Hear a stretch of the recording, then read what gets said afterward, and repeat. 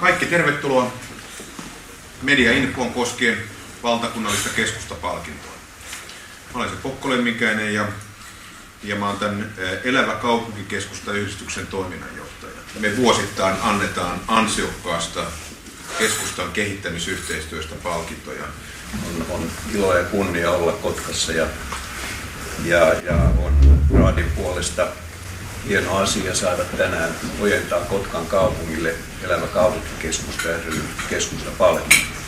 Tämä ei ole palkinto arkkitehtuurista eikä estetiikasta eikä mistään yksittäistä asiasta, vaan tämä halajaa katsoa koko kaupunkia yhtenä kokonaisuutena.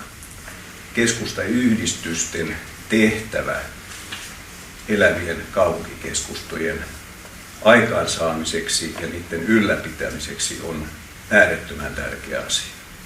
Ja tässä suhteessa Kotka on kyllä mahdottoman hyvä esimerkillinen tapaus.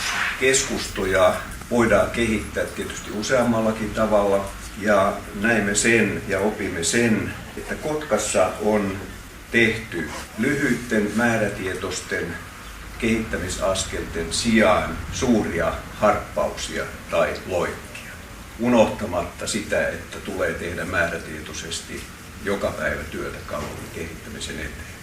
Ja täällä on uskallettu tehdä laajoja sellaisia ratkaisuja, jotka eivät itse asiassa suoranaisesti liity kaupungin ydinkeskustaan, mutta tukevat elävän kaupunkikeskustan, ydinkeskustan syntymistä ja sen hyvinvointia. Ehkä yksi semmoinen ydinkeskustan kannalta oleellinen, rohkea ja ainutlaatuinen teko on se, että Kotkan kaupunki päätti toteuttaa Torinalle pysäköintilaitoksen.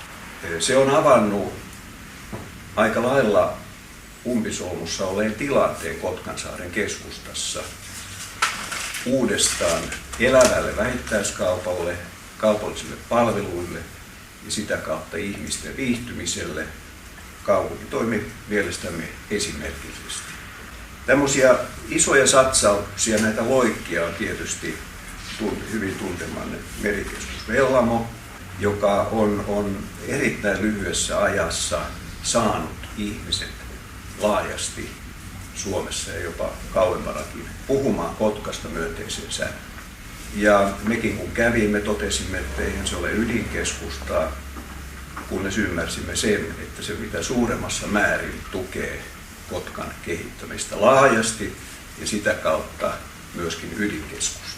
Puhumattakaan sitten Kotkan meripäivistä, joka on todella huima tapahtuma väkimäärältään ja sen johdosta, että siitä puhutaan pitkään. Sitten rinnan näitten Maretarium on puistot, veistospuistot, jotka ovat näitä suurten linjojen asioita, jotka kaikki vaikuttavat ydinkeskustan hyvinvointiin. On pitkäjännitteinen kaavoittaminen, jolla on luotu mahdollisuuksia keskustan kehittämiselle, jolla on luotu mahdollisuuksia asuntorakentamisen tiivistämiselle ydinkeskustassa ja ydinkeskustan reuna-alueella, joka on johtanut siihen, että ydinkeskustalla on kanta-asiakkaita. Ja sillä on äärettömän suuri merkitys. Ei tarvitse tulla kaukaa.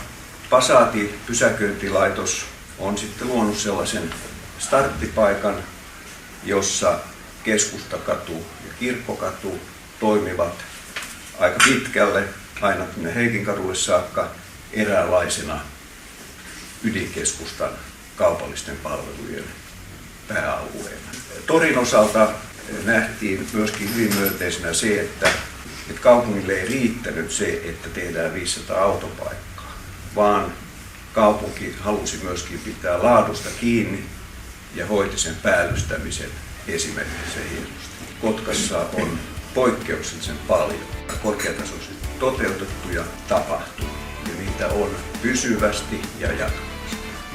Kaikki mitä täällä tehdään viitseliästi ja se näkyy. Ja siinä Kotkan kauppatie tietysti on tehnyt äärettömän tärkeää työtä koordinoimalla kaikkien niiden innon ja halun, jotka ovat tulleet mukaan siten, että voidaan tehdä yhdensuuntaisesti hommia ja sillä tavalla saada näihin tapahtumiin voimalaatua. Elävä kaupunkikeskustan kilpailuraati onnittelevat Kotkan kaupunkia ja kaikkia niitä, jotka ovat kaupungin lisäksi olleet mukana tässä yhteistyössä. Erittäin lämpimästi vuoden 2010 keskustapalkinto.